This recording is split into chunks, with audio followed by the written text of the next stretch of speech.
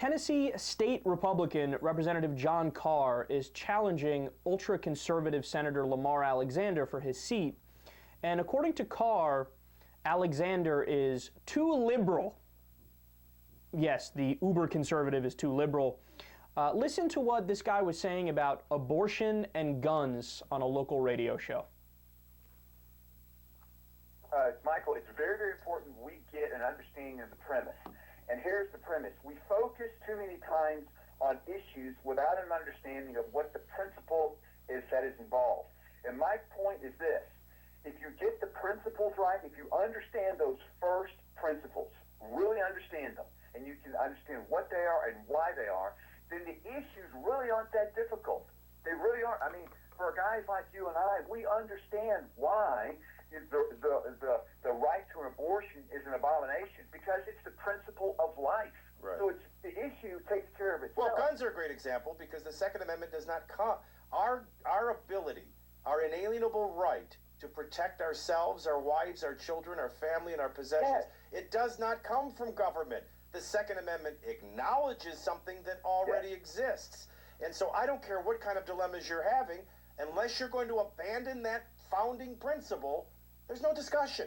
Now, I can get into all the policy inconsistencies. I can make a policy argument. Quite frankly, I can win factually a policy argument. Yeah, I'm sure. We shouldn't even be having the argument, quite frankly. Mm-hmm. Well, the fact of the matter is the Bill of Rights enumerates the unalienable rights given to us by God. Our rights don't come from government or come from parchment. They come from God. All the Bill of Rights does is enumerate those. So you say, well, where can I find those rights? You can find them in the Bill of Rights. But where do they come from? They come from God. Good points. So the right to guns comes from God and the Bible, and the right to not have an abortion comes from the Bible. All totally true. Actually, we have the quote here. This is what the Bible says about guns. It's from Mark 6, lines 22 to 37. It says, quote,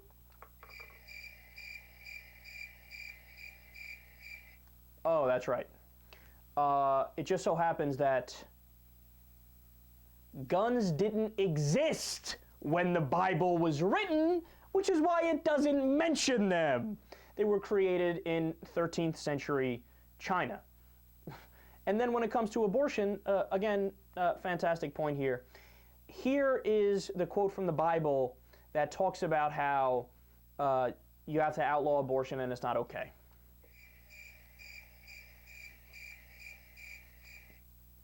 That's right. Actually, it's the opposite. Look at that. The book of Numbers, chapter 5, verses 20 to 27, quote, "But if you have gone astray while married to your husband and you have made yourself impure by having sexual relations with a man other than your husband, may the Lord make your womb miscarry and your abdomen swell." God performs abortions in the Bible.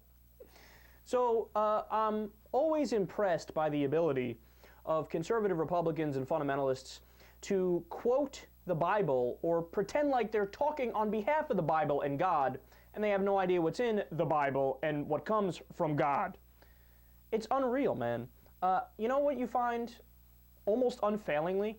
Anybody who can actually accurately quote the Bible to you or can tell you specific stories from the Bible, they're almost always atheists. Because they became atheists when they read the Bible, or when they read the Quran, or when they read the different holy books, and they said, oh my goodness, this is incoherent babble.